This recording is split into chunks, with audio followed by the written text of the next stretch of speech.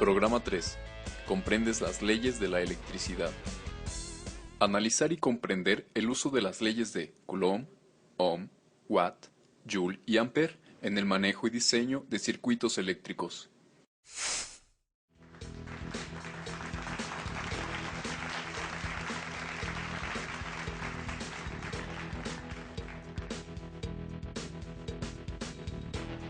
Tomás, ¿dónde estás? Sí, pero ya es bien tarde. Quedábamos de hacer la tarea juntos. Ay, está bien, pero no te tardes. Ay, Tomás.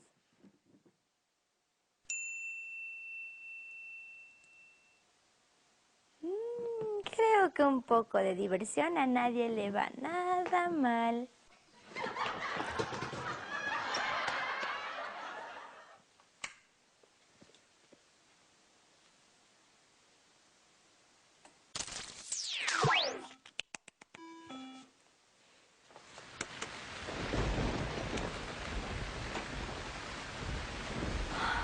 Ya se soltó la lluvia otra vez. ¡No! ¡Ay, no! ¡No otra vez! ¡Ay, no! ¿Por qué otra vez? Ya llegué. Es que estaba lloviendo. ¿Qué estabas viendo? No, que estaba lloviendo. Por eso, ¿qué estabas viendo? No, que estaba lloviendo agua del cielo y que caía y que me mojaba. Ay, este juego otra vez se apagó. Cómo me ha dado mucha lata. Y en cuanto empezó a llover y cayeron los relámpagos. Ah, tengo la solución aquí mismo. Por aquí está. Unas pilas de reloj que no le van a funcionar. Aquí estaban.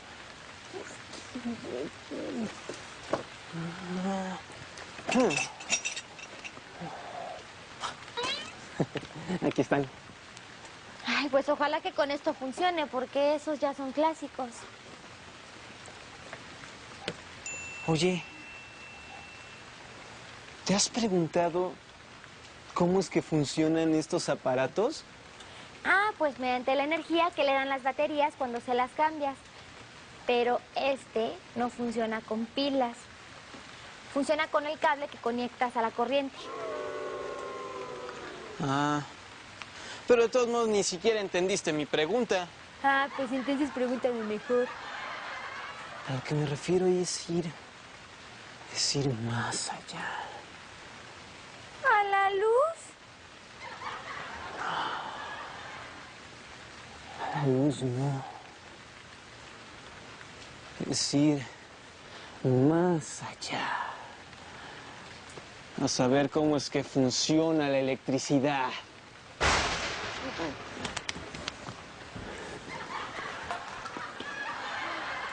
¿Viste ese rayo? Sí, esa sí es energía y sin pilas ni enchufes.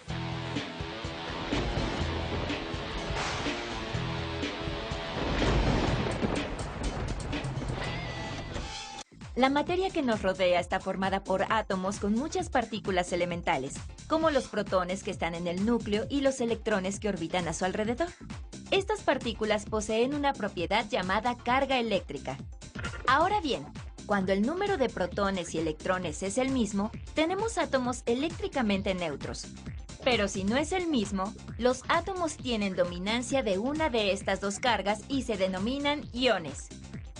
Estos iones son positivos si el número de protones es mayor que el número de electrones. Y son iones negativos cuando el número de electrones es mayor que el número de protones. Los objetos se electrizan y adquieren carga cuando pierden o ganan electrones. Esto puede lograrse por tres mecanismos. 1. Al frotarlos entre sí. 2. Al acercar un objeto cargado a otro sin tocarlo. 3. Al poner en contacto un cuerpo cargado que cede sus electrones a otro. Lo anterior se fundamenta en la ley de Coulomb.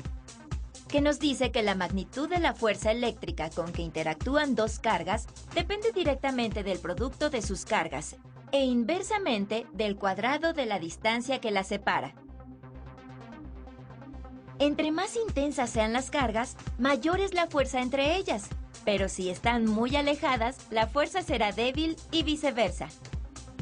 La fuerza es de repulsión si las cargas son de igual signo y de atracción si son de signo contrario.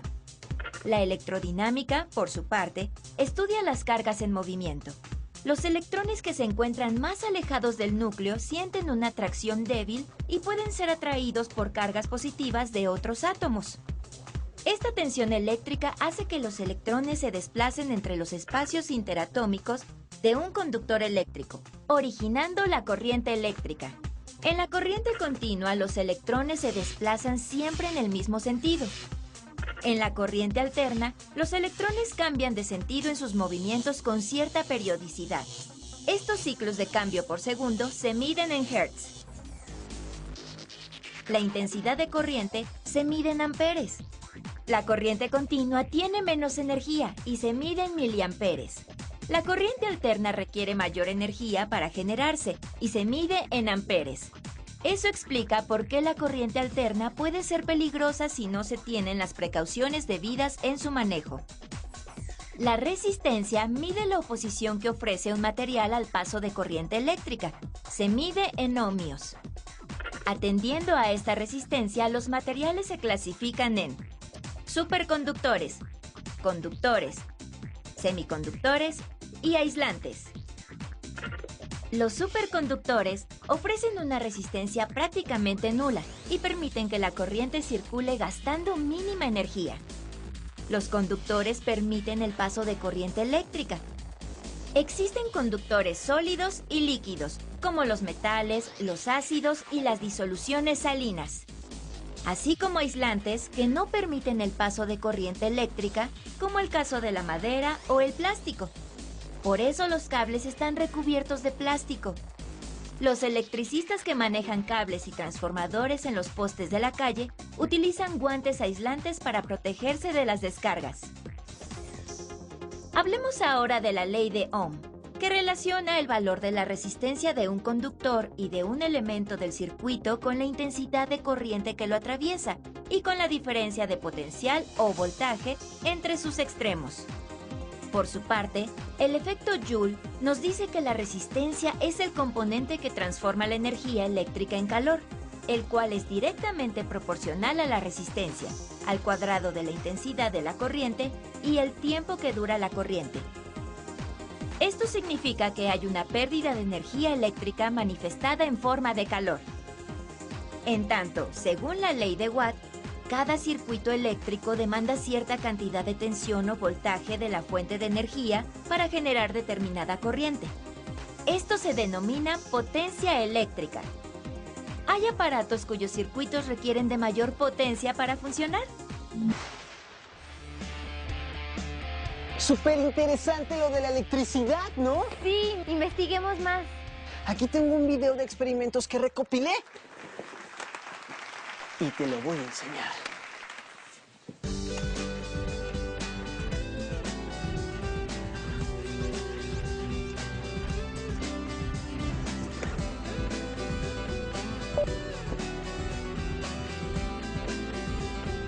Mira, están haciendo un railete.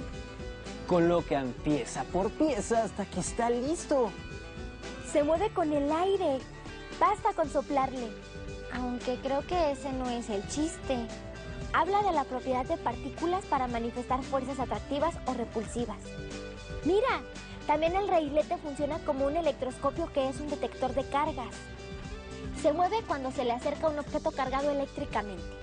La presencia de cargas indica una fuerza electrostática y da lugar a un campo eléctrico. Las leyes de las cargas se deben al maestro de Faraday, Charles Dufay. Mira, se enciende un foquito. Vaya, parece sencillo. Ahora hacen lo mismo, pero ponen a funcionar un motor. Y pensábamos que la electricidad era algo complicadísimo. Sí, parte de algo muy sencillo. ¿Y si investigamos más para ver si nosotros podemos reparar la máquina? ¡Me late! ¡Por las herramientas!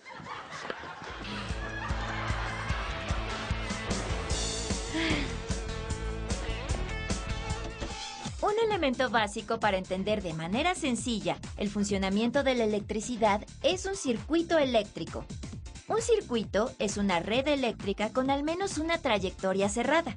Los elementos básicos de un circuito eléctrico son generadores, cuya función es suministrar energía eléctrica acumulada, como por ejemplo energía química, por los iones que hay al interior de las pilas.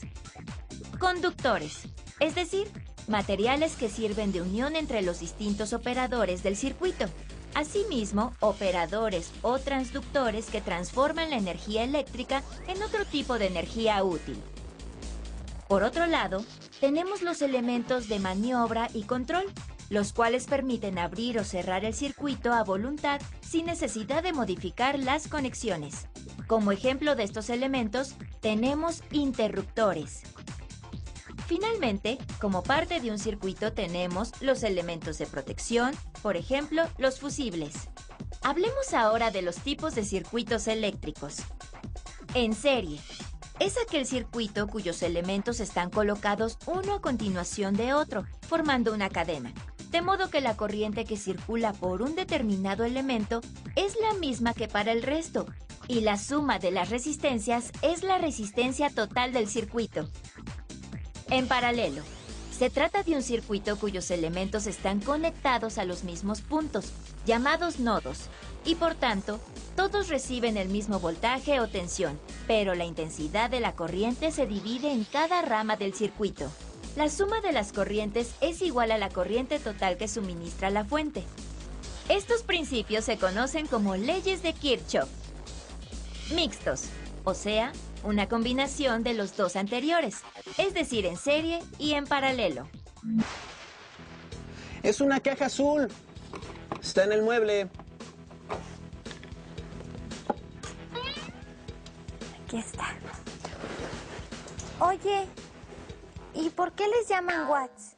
Porque a muchos científicos se les relaciona con su apellido, que se usa para medidas relacionadas con la electricidad. Ah, claro. Es el mejor tributo que podrían haberles hecho. Exacto. Por ejemplo, pides un foco de 60 watts en la tienda. Este requiere más potencia que uno de 40 watts. Es por eso que gasta más luz. Claro, o también se puede medir en voltios la electricidad. Y eso no es todo. Imagínate las aplicaciones de los descubrimientos en la vida moderna. Uf. ¿Qué sería del mundo moderno sin la electricidad?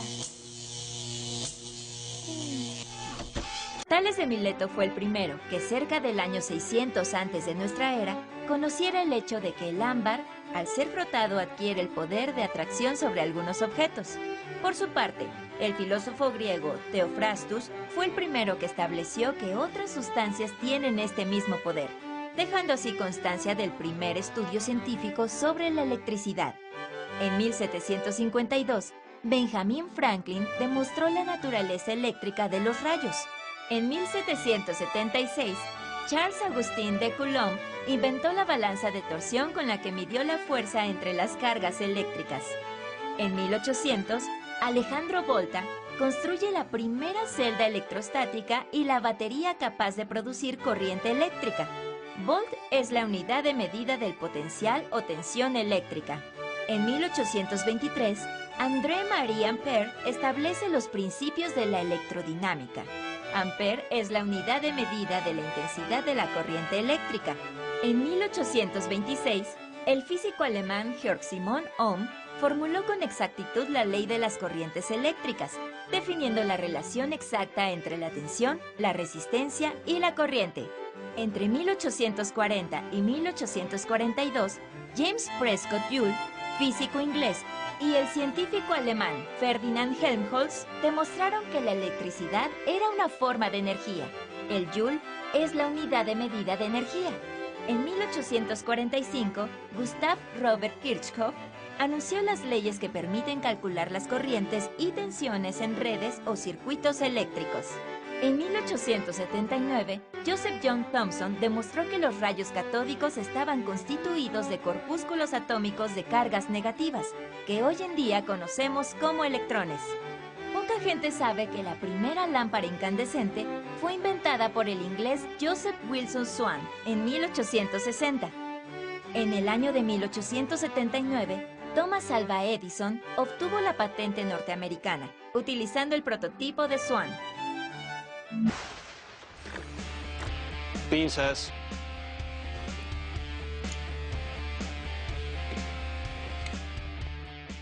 Desarmador. ¡Wow! La energía eléctrica está en todas partes. Sí, y hay que cuidarla. Claro, ¿para qué contribuir con el calentamiento global? Estoy contigo.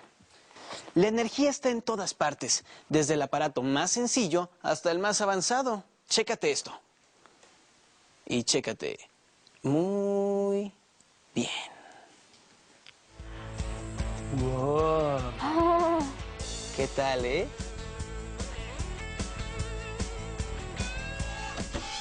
Ahora nos referiremos a todas aquellas aplicaciones que van más allá de los aparatos electrodomésticos, usos o aplicaciones que no siempre nos imaginamos, los cuales sin duda constituyen un gran aporte para la humanidad.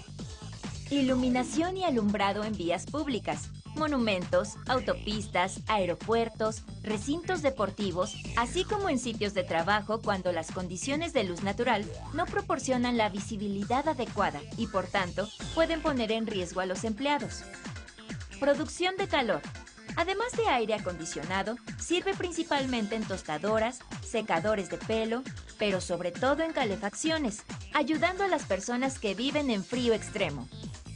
Robótica, donde la industria automotriz se ha beneficiado con tecnología que ayuda al humano en la realización de tareas repetitivas o peligrosas. Recientemente se ha logrado un gran avance en los robots dedicados a la medicina, sobre todo en procedimientos de cirugía invasiva mínima. Señales luminosas, principalmente en semáforos que regulan el tráfico de vehículos y peatones en las intersecciones de vías urbanas, así como los hay en las vías de trenes. También sirve en plantas siderúrgicas, cementeras, cerámicas y químicas. Transporte, principalmente en trenes de alta velocidad. Uso médico. En resumen, quirófanos, unidades de rehabilitación y cuidados intensivos, radioterapia, cirugía, análisis clínico, simuladores, entre muchos otros usos.